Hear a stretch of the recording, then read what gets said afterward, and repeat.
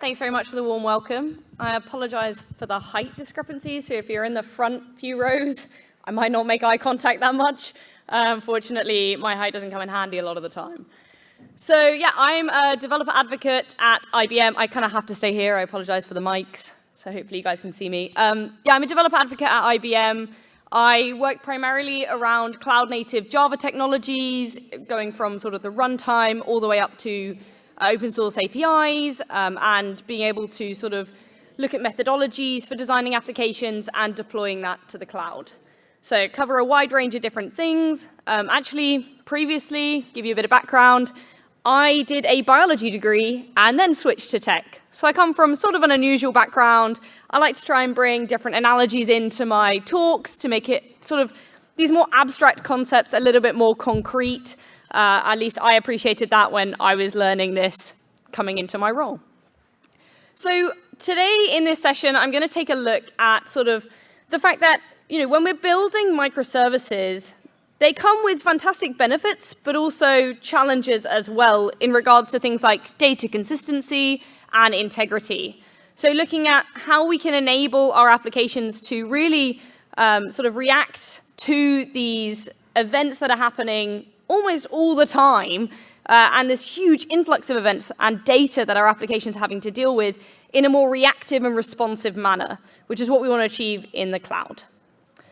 But first, coffee. I know you guys literally just got coffee, so it's probably a bad time for this slide. But I'm going to use a coffee demo application to showcase sort of what we're looking at in terms of why we're considering event-driven architecture in our cloud-native applications, the benefits it can give us, and why that's useful in cloud-native applications. Ironically, I don't even drink coffee, so enjoy this demo. So let's take a look at a Barista example. There's lots of examples online which you can take a look at, which look at things like event-driven versus using something like a more traditional form of something like HTTP, and why event-driven might be better.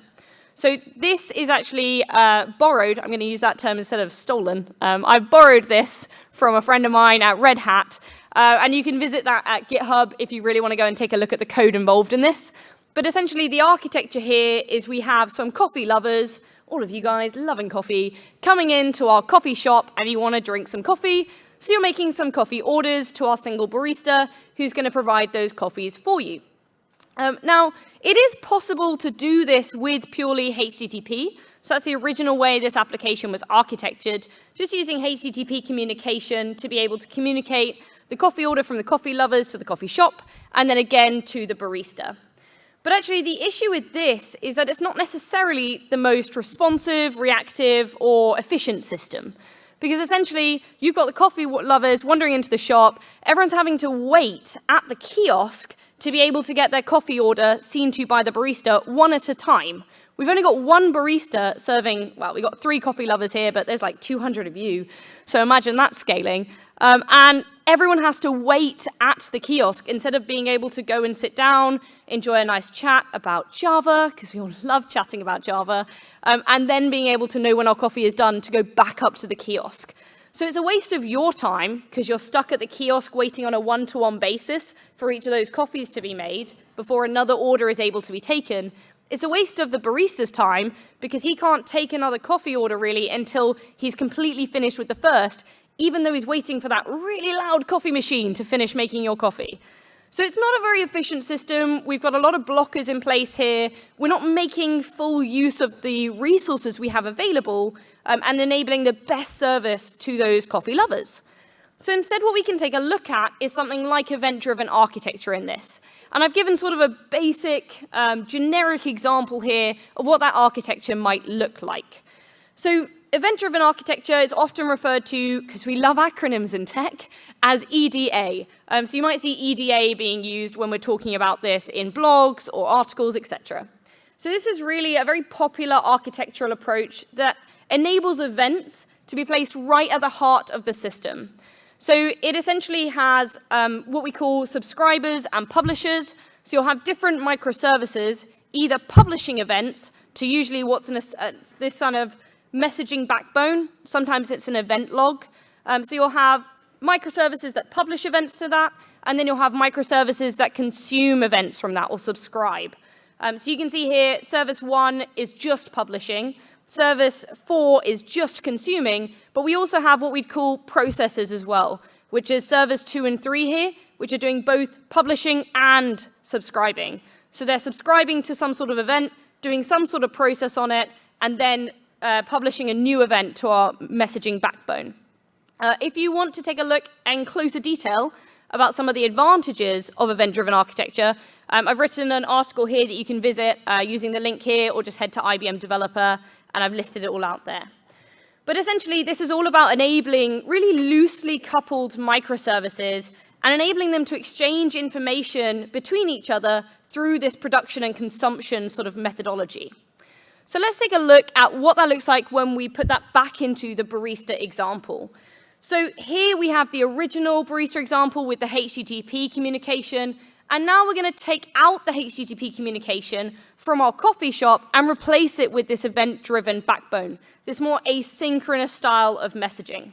So when we do this, now we have an event backbone. So when we take the orders from the coffee shop, we can add those orders in order of when they were created to this backbone, and our barista can keep checking back to that board, essentially, to see, okay, what's the next coffee I need to make? What's the next order in the list?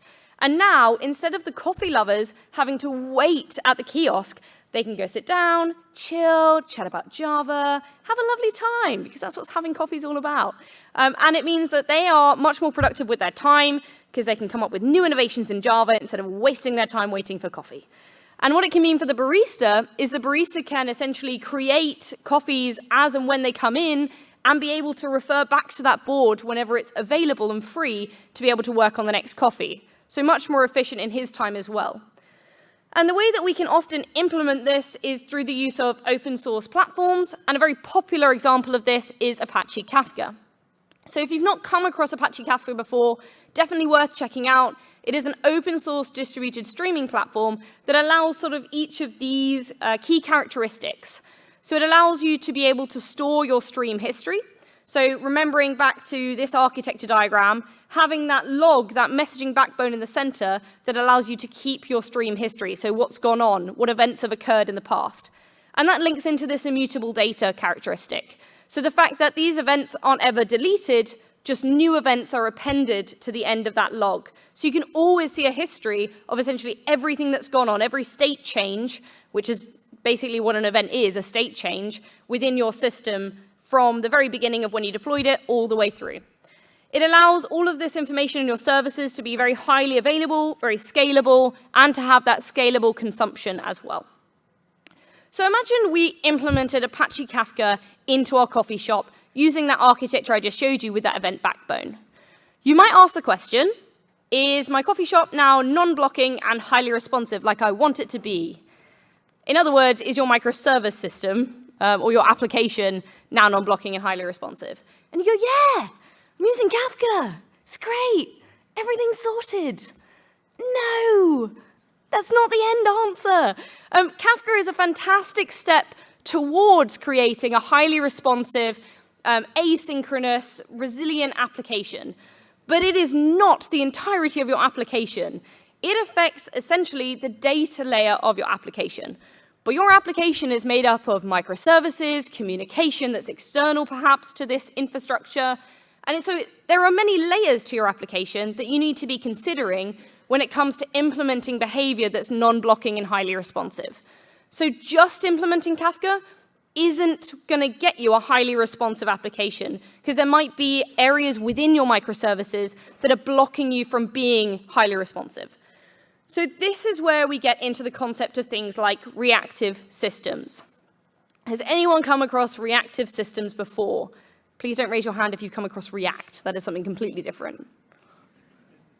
Excellent. Okay, a couple of hands. Good. Okay, so just for those who haven't come across it, I'm going to give a really quick run through of what this is. So this is really about looking at sort of the wider scale of how do we enable our applications to be responsive? What behaviors do we need to be implementing at all layers, not just the data layer, but at all layers of our application? So within the microservices, external to the microservices, to be able to enable us to be responsive. And in order to do that, essentially back in, I think the original was like 2012, 2013, this reactive manifesto was created. Now, like most things in technology, this is not a new concept. It's just we were kind of ready at this time to be able to enable it, enact upon it, and really put it into practice in our applications.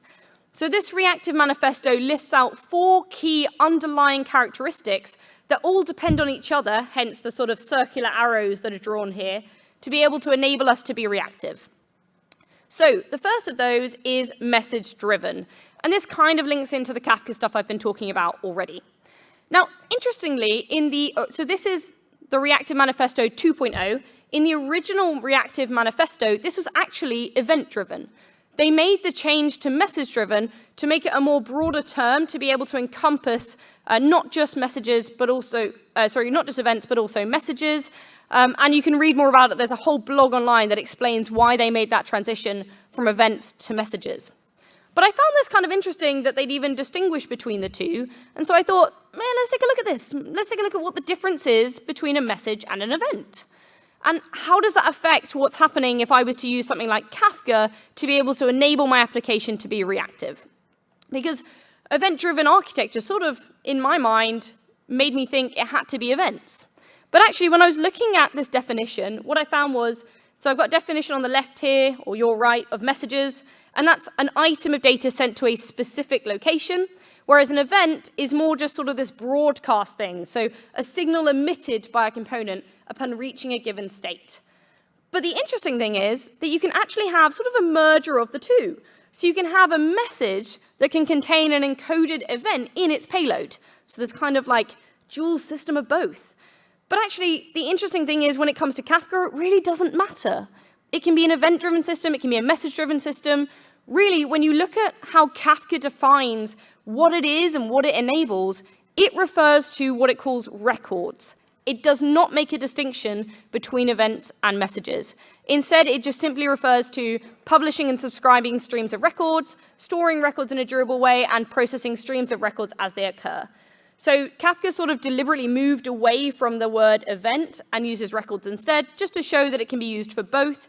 But really, the key point here is that although we might be using an event-driven architecture, we can still be having the same underlying behaviors and principles that are wanted in the Reactive Manifesto, which is that asynchronous message-driven backbone that we were talking about in that diagram.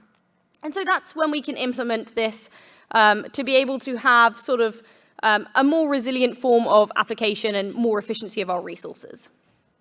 But as I said, that isn't, I mean, it would be a very short presentation if I just went, the end. That's not the end. Instead, we're going to take a look at why those other behaviors, those blank boxes that I'd left, are still needed. So let's take a look at one potential issue that might occur in our application. So in this example, as I said, I only had 3 coffee lovers. 3 coffee lovers is quite manageable. What if I had all 200 of you trying to get into my coffee shop and ordering all at once? That's a whole different kettle of fish. So now that we have all of these coffee lovers flooding into our very popular coffee shop, we now have a whole host of orders that are on our event backlog. So even though we freed up these coffee lovers to go to their tables and talk about Java, we have this potential bottleneck, this potential point of failure, because we only have one barista potentially trying to create all of those coffees. And there's only so fast a single barista can go. And so this is where we need to implement behaviors like elasticity. Now, again, interestingly, they've not used the word scale here. Again, there was a change made to this where they changed it from scalability to elasticity. And that's because often in cloud computing, we often think about, okay, what's going to happen if I have like 1 million customers trying to access my application on Black Friday or whatever, or Christmas Day? And actually, we never necessarily put as much thought into, but what happens when I don't have 1 million customers? What happens when I have 10? Am I being efficient with my resource use? We want to be able to give the best service to our end users whilst also being cost effective. We don't just want to have all of this resource allocated to our application if we're not actually making use of it and it's just a waste of money. So that's why we have the term elasticity to really represent scaling up, but also scaling back down when you can and when you need to. So let's take a look at what that means in terms of our application. Well, actually, we can scale up the number of Barista microservices we have. And by elastically scaling them up to deal with that load, we can get through those coffee orders much, much quicker and we're able to provide a much better service to our end users, and then afterwards, we can scale it right back down again to 1 if we have less coffee orders coming in. So that enables us to provide a much more responsive application to our end users. What about another issue we might come across? So in this, to sort of represent this, I've created what's called the coffee serving table. So in this, it's kind of like Starbucks. You have to collect your coffee from the table. It can't be from the person, it has to be from the table. So in this, we have a coffee serving table, and the barista has to place it on the coffee serving table for the person to be able to collect it. This is kind of representative of, say, like a downward or third-party service that's relied upon. It might be a database, it might be one of your own microservices in your own application, or a third-party microservice, depending on what you might need. It might do some additional processing, for example, but anyway, you're dependent on it in this application. So now that we have the barista's been busy making lots of coffees, and our coffee lovers are feeling particularly lazy, so nobody's come up to collect their coffees. So now our coffee table is full, and the barista's juggling coffee because he can't put it down on the table because the table is full. This is essentially representative of, say, our database becoming unresponsive, or that microservice perhaps not responding or getting stuck in some kind of process. So whilst this microservice is unresponsive, our barista is now also unresponsive, even if that additional microservice is, say, outside of our control, say it's a third-party service. Our microservice is now affected. So how can we enable this? You know, we've got this potential point of our applications now unresponsive, and this can be an issue.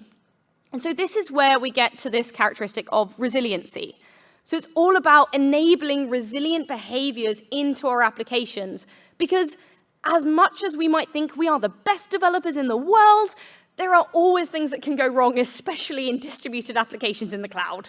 I think a lot of us have already had experience of that, I'm sure. So really enabling our applications to have this inbuilt resiliency means that we can account for those potential failures or bottlenecks and enable our applications to remain responsive regardless of what's happening underneath the covers.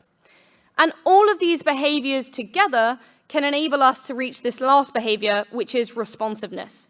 So really being able to respond to events or sort of environmental changes that are happening around our application or to it as quickly as possible and provide the best possible service to our end users.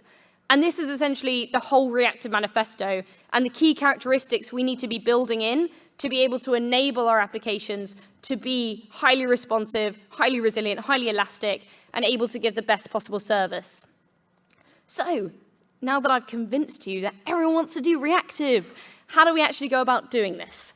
Now, the good news is there are lots of different frameworks that are available, and many of them work with tools like Kafka. And the great thing is they are open source, so there is no excuse to anybody thinking, oh, but I don't have the license for that. They are open source, so hopefully you guys can all have a go with playing around with this if you are interested. So we have a couple that I want to talk about. Now, this isn't an exhaustive list. This is just a couple that I have demo for that I wanted to sort of show you in this session today. So all of these frameworks, essentially, the idea of this is to really take the role of handling things like polling, handling processing and flow, when we talk about things like connecting to Kafka and enabling that reactive behavior. So the two that I'm going to talk about are MicroProfile Reactive Messaging and Vert.x Kafka Client. There are others, for example, if anyone is using an Akka-based system, you might want to check out the Alpaca Kafka connector. If you're using Spring, for example, check out Spring Webflux, or there's also Project Reactor as well. So there's a whole host of open source tools and frameworks that you can take a look at. So the first one I'm going to take a look into deeper is Eclipse MicroProfile. So has anyone come across MicroProfile before? A couple of hands, great, fab, thank you for raising. But anyone who hasn't, again, definitely a specification worth checking out. This has been designed to enable sort of developers who are developing applications using Java EE or Jakarta EE to enable you to create applications that are designed for the cloud, that have microservice-based architectures and need sort of the innovation that wasn't necessarily coming quick enough in the underlying Java language. It is developed by a wide range of individuals. Some are just individuals themselves who want to contribute. Others come from organizations and vendors. And lots of those organizations actually have their own implementations of MicroProfile as well. do bear in mind that if you are interested in using this, you will need to use an implementation. This is just a specification, so you'll need an implementation to be able to use it. We've already heard about one today. Holly was mentioning Quarkus. The one I'm going to touch upon today is OpenLiberty, which is an open source project developed within IBM and by individuals as well. So what do you get with MicroProfile? Well, you get a whole host of different APIs that you can make use of to really enable, as I said, effective development for the cloud. So some of those are shared in common with Jakarta EE, which is an open source sort of Java language that you can use. So things like, for example, JSON-P, JSON-B, REST client, CDI, they're shared with Jakarta, so that bottom line of the pyramid. But this pyramid structure at the bottom is what comes as standard with the MicroProfile Stack. So it includes things that are quite helpful in a distributed environment, things like configuration to enable you to have externalized configuration to your application, being able to monitor things like health checks and metrics, so getting distributed sort of metrics back from your application to know how it's performing in real time in production, and things like open APIs, so being able to have a shared language to document your APIs when you're in this sort of ecosystem of microservices in the cloud. Now, as well as the standard stack, there's also the standalone projects that come from the MicroProfile community. They're not yet part of the standard stack, but it's hoped that in future they'll be added to it. But they are still developed by the same community. And the ones that we're interested for reactive are specifically reactive messaging here, which is one of the APIs from MicroProfile you can use. Now, MicroProfile reactive messaging interoperates with and makes use of two other specifications, the reactive streams operator specification, and also one that isn't designed and developed by the MicroProfile community, which is the reactive streams specification. And these really allow for sort of asynchronous stream processing with that allowance of back pressure. So back pressure is really where a downstream component can communicate to an upstream component to help limit processes or requests that are coming through to it, to give that feedback back so it doesn't become a potential bottleneck, which again is all sort of feeding into this reactive style of designing an application to ensure that we don't have any potential bottlenecks or failure points, keeping that communication open and that feedback. So that back pressure is very important, and it's why it's utilized and sort of emphasized in reactive messaging from MicroProfile. So the way that it can be utilized is through annotations. This is very, very common in the MicroProfile APIs. If you've ever used any of them before, you'll be familiar with this concept. Essentially, you're just using two basic annotations here for the MicroProfile reactive messaging API. You're using @outgoing and @incoming. So essentially, we are annotating the application's beans with these annotations, and these methods are then connected together using something called channels. Now, it's going to be called a channel when you have an internal connection, so between two of your microservices, for example, but it's called a connector when it is to an external component, like a messaging broker like Kafka, for example. Now, those connectors are specific to your implementation. So if you're using Quarkus, for example, you'd have different connectors than perhaps if you were using something like OpenLiberty. So do bear that in mind when you're looking at implementations to use. So in this, you can see an example here where we've managed to match up method A and method B with that channel name of order, and you can see the annotations @outgoing and @incoming. It's pretty obvious, I think you guys can figure it out, but essentially the names are specific to whether they're publishing or subscribing. So @outgoing, you're obviously sort of pushing out a message. @incoming, you're subscribing to that channel. So that's how we go about using MicroProfile reactive messaging, and I'll show you how you can get started with that after I've gone through Vert.x. So suspense. Hold in your excitement. So firstly, we're going to take a look at what is Eclipse Vert.x. So Eclipse Vert.x, as the name suggests, is part of the Eclipse Foundation, and it was heavily sort of developed by the guys over at Red Hat. The nice thing about this one is it's a polyglot toolkit. So if you are using Java, that's great, but also you can make use of it if you're using something like JavaScript, Groovy, Scala, Kotlin, so it can be used by a much wider range of languages. It is based on something called the reactor pattern, which is basically an implementation of an event-driven architecture. So basically, it uses sort of single-threaded event loops backing on resource-emitting events. So you can see an example here in the picture that I've got at the top. It runs on the JVM. It is non-blocking, and as I said, it really is event-driven at the heart. and it includes a distributed event bus, and as I said, it is single-threaded. And we'll go into why all that matters in my example application. So, without further ado, the demo app, because everyone loves demo apps. So this is mostly screenshots, just so I can highlight the differences. Essentially what this was is we had a Kafka application that we were using as an example of how to check that your Kafka is working. So it's a bit of a funny application because we publish events and then subscribe to our own events. So it's not necessarily something you'd necessarily do in production, but it's just to show you whether your Kafka is working. So bear that in mind when I show you the architecture. And essentially what we were looking at was my colleagues had developed this app, and I basically said, why don't you try making it reactive and see what differences it makes in terms of performance, ease of development, etc. And so that's exactly what we did. So we took this application and we essentially utilized Vert.x to be able to add in those reactive qualities to be able to see what differences that made to our application and how we're able to improve it. So in terms of choosing a reactive framework, we were using things like Kafka Strimzi, which is an open source operator for Kafka, and it kind of made sense for us to utilize Vert.x for this to be able to have that sort of connection between them. As I said, this is all open source, so if you want to check it out, you can visit the GitHub link here and see it for yourself. But essentially what we had is a Vert.x application. As I said, we were publishing to Kafka and then consuming back our own events from Kafka. And then we also had a front-end application so that we can visually see what's going on, and it was connected in via a WebSocket. You can go and style the repo if you really fancy, but this is just to show that it's open source and you can see it if you want to. So here is a demo of how it worked. This is the front-end application. And essentially, this is showing the fact that we could go in, we could set up a message, we could choose what payload we wanted within that message, we could start producing events, and then we could start consuming and start seeing those events coming back from Kafka to show, yep, it's all working, which is fantastic.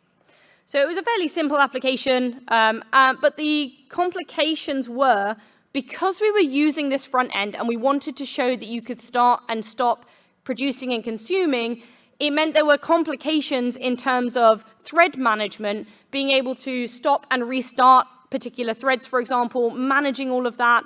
And actually, this is where we found big benefits when we moved to something like Vert.x, which helped to manage that for us. So let's take a look at our original code.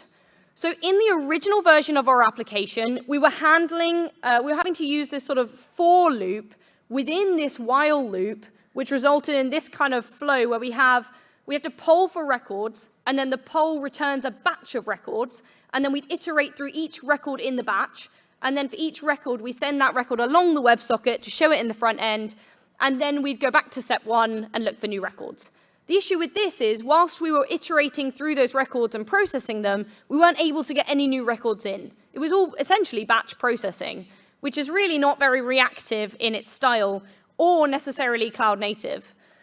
The nice thing was when we switched to using sort of Vert.x client instead of just using the sort of standard Java, we were able to write a handler function that essentially was called every time a new record arrived. So this allowed much more asynchronous consuming and processing of the records because we were able to consume them as they came in, not in a batch style like we had before. So this made our flow a lot simpler. And the nice thing was Vert.x was now handling all of the logic in terms of actually polling for new records. So we were able to essentially give that responsibility over to Vert.x. And other sort of things that we noticed, for example, as I mentioned, there were complications when it came to thread management.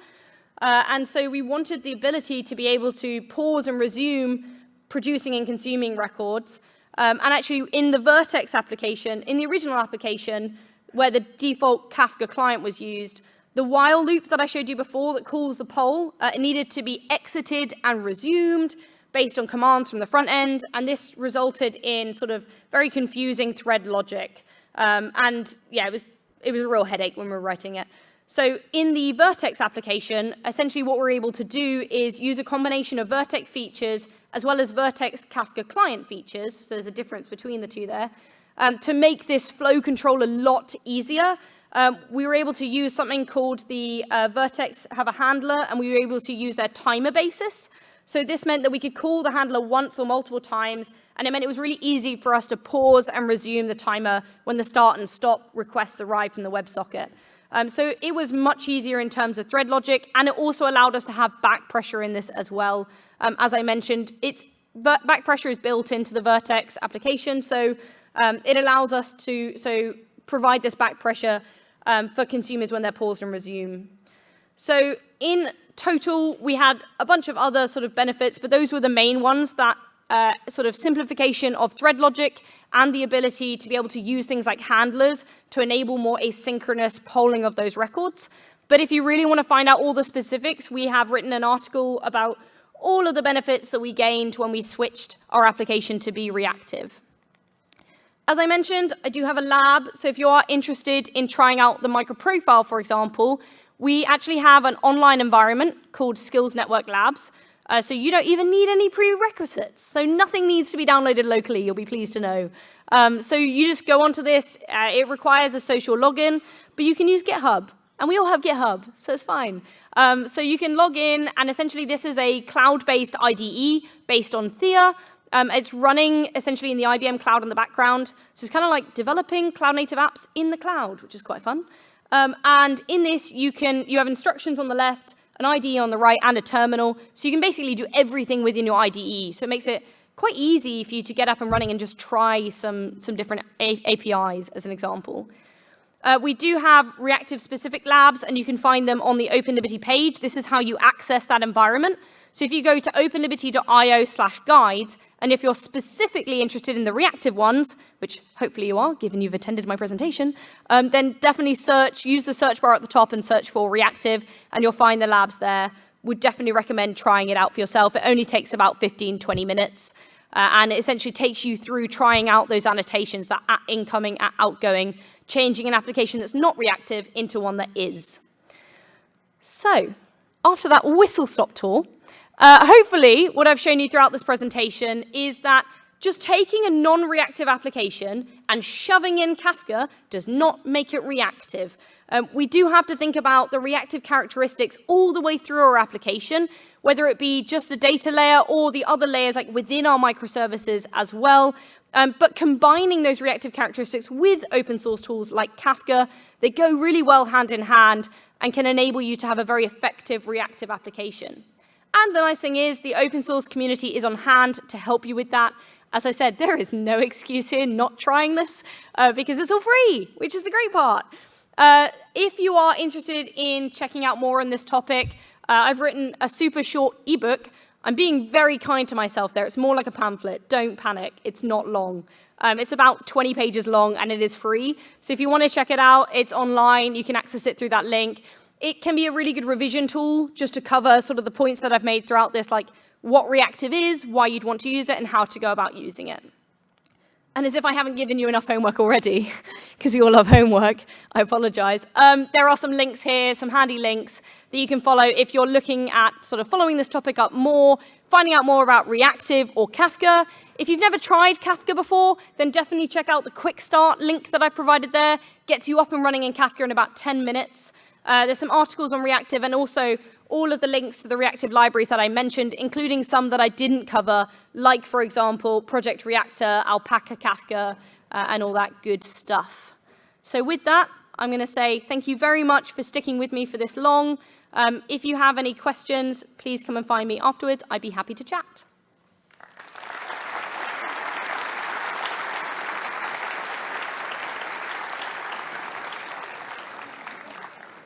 Ooh.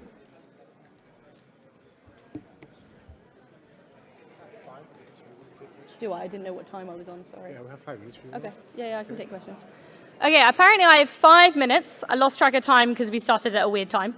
So if anyone does have burning questions, I can take them now. Oh, I had 2 in the chat that I was aware of, so I will read them out. So I had one around, okay, how well and easy, also, if you're not interested in these questions, please feel free to leave, I won't take offense. I had one around how well and easy can you debug an event-driven application? Now, that's an interesting question that you've specifically pointed out, event-driven. I think people often look at distributed systems and look at the complexity that that can bring in terms of trying to trace and log and debug potential issues. And I think that's the biggest, sorry, my laptop's died. I think that's the biggest difference between sort of more traditional monolithic style applications and microservice distributed applications. It's the fact that it's distributed and it's now in the cloud. You can't always rely on sort of logging that you might have done in the past. And I'd say for event-driven systems, it's still got the complexities that come naturally with a distributed system. However, I would argue that because you're using things like event sourcing, that can be a big help, because that event sourcing, which is what I refer to, is really that event log that you have in the center, that immutable store of records, is essentially a story of exactly how your application got to where it is. So if there is an issue or an error that's occurred, you should be able to trace that application log back to find out, okay, when did that occur? How did it occur? You should be able to replicate that error, to be able to debug it and potentially fix it. So I'd argue that it's arguably slightly easier in an event-driven, event sourcing system that's distributed than just distributed applications. However, you can also make use of things like distributed tracing tools, so tools like Zipkin, Jaeger, and those labs that I showed, the OpenLiberty one, so openliberty.io. If you head to the observability section, we've actually got labs where you can try out those distributed tracing tools. So if you are interested in trying out distributed tracing, then check out those labs. Again, only about 20 minutes long. But I would say that although it might seem slightly more complicated, hopefully with the use of event sourcing, it is actually slightly easier. Hopefully, whoever asked that question, hopefully that answers your question for you. There was also another question around, is there a way to ensure that our apps can consume a poison pill without impact? Now, this was an interesting one, and I really appreciate that you submitted this before my session, because it gave me a chance to look this one up. So I'm not familiar necessarily with poison pills that much, but I did manage to find out about, there is a Spring function. So if you're using Spring, there is a function called error something deserialization. And essentially it allows you to be able to intelligently handle what happens, for example, when you have something like a poison pill event going into your event store. For those who aren't familiar with it, essentially, from what I understand, a poison pill event is what happens, for example, when you have a deserialization error, which essentially can stop a process from continuing or a thread from continuing. When it's in your event store, it's then difficult. That service is essentially unresponsive. And if you don't handle that, it can mean that until that event is sort of wiped from your event log, which usually takes about 7 days, it can potentially mean that service is unresponsive for like 7 days. So there are ways you can manually go about sort of trying to tackle that. So you can do things like manually changing the offset from where you read your Kafka log. So if you go in and find the poison pill, you can manually set your offset to be read from after that poison pill. However, this is a manual step, so it's not necessarily ideal, but there is a Spring feature that you can utilize, which I can share the links to. There's a couple of blogs I was reading before the session around how to make use of that, but I'm also going to investigate whether there's one outside of the Spring environment as well. So thank you for that question, and yeah, I'll post some on Twitter, and hopefully I'll be able to answer in the app. I've not figured that out yet, but I will figure it out, and I will answer in there.